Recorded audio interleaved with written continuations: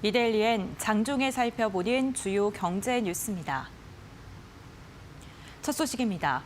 정부가 시장 안전 조치로 3개월간 공매도 과열 종목 지정 요건을 완화하고 거래 금지 기간을 확대할 계획입니다.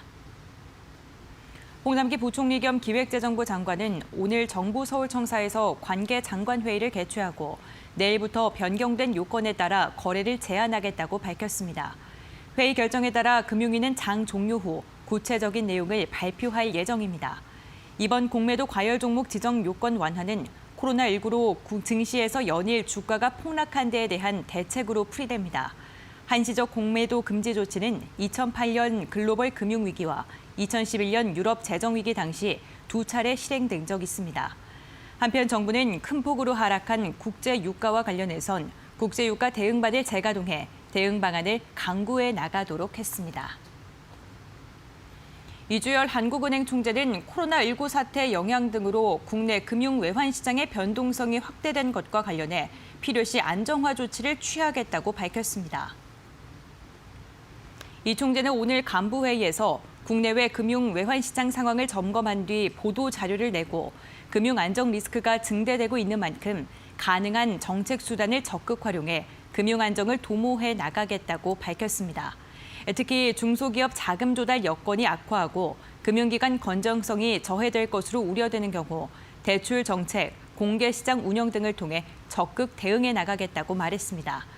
앞으로도 환율 및 외화 자금 사정을 면밀히 모니터링하는 한편 필요시 시장 안정화 조치를 취해 나갈 것이라고 강조했습니다.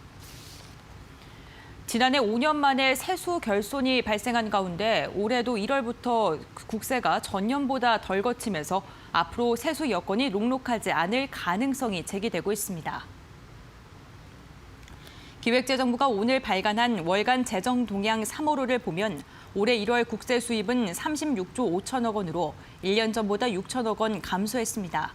정부가 한 해 동안 목표한 세금 중 실제로 걷는 금액을 차지하는 세수 진도율도 0.1%포인트 떨어진 12.5%를 기록했습니다. 기업 실적 악화와 수입 감소로 법인세와 관세가 각각 1년 전보다 덜 거친 데에 따른 영향입니다. 이와 함께 지방소비세율이 인상된 영향도 있는 것으로 기재부는 분석했습니다. 재정 조기 집행으로 총 지출은 6조 5천억 원 늘어난 50조 9천억 원으로 집계됐습니다. 제네시스가 3세대 G80 디자인을 공개한 후 미국 매체에서 호평이 잇따르고 있습니다.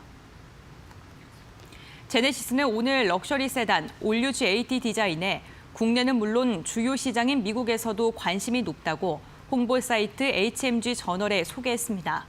제네시스에 따르면 미국 유명 자동차 전문 매체들은 G80의 앞부분 모습에 주목했습니다. 카인 드라이버는 제네시스의 브랜드 특징인 오각형 그릴과 헤드램프를 결합한 과감한 스타일을 바탕으로 럭셔리 시장을 공략할 것이라고 평가했고 오토블로그는 GV80에서 시작된 디자인 정체성을 더해 완전히 새로운 모습으로 거듭났다고 언급했습니다. 회사에 따르면 실내 디자인도 관심을 받고 있습니다. 오토 에볼루션은 와이드 스크린은 대시보드의 다른 부분과 완벽한 조화를 이룬다고 전했습니다. 제네시스는 해외 소비자들 사이에서도 긍정적인 의견이 많이 나온다고 전했습니다. 삼성전자가 전기차의 배터리 크기를 줄이는 혁신 기술을 공개했습니다.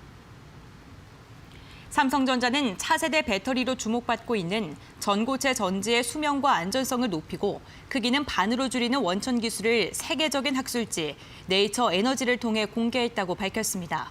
삼성전자는 세계 최초로 석출형 리튬 응급 기술을 적용해 전고체 전지의 안전성과 수명성을 증가시키는 동시에 기존보다 배터리 음극 두께를 얇게 만들어 에너지 밀도를 높였습니다.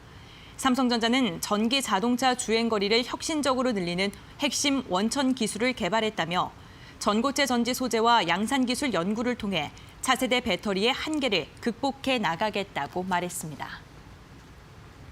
이어서 이 시각 간추린 뉴스입니다.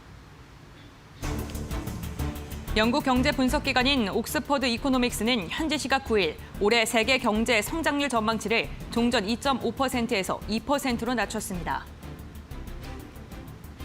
금융위원회가 코로나19 피해 기업의 자금 공급이 늦어진다는 지적이 제기되자 공급 속도를 끌어올리고자 은행에 위탁하는 대출 업무의 범위를 넓힌다고 밝혔습니다.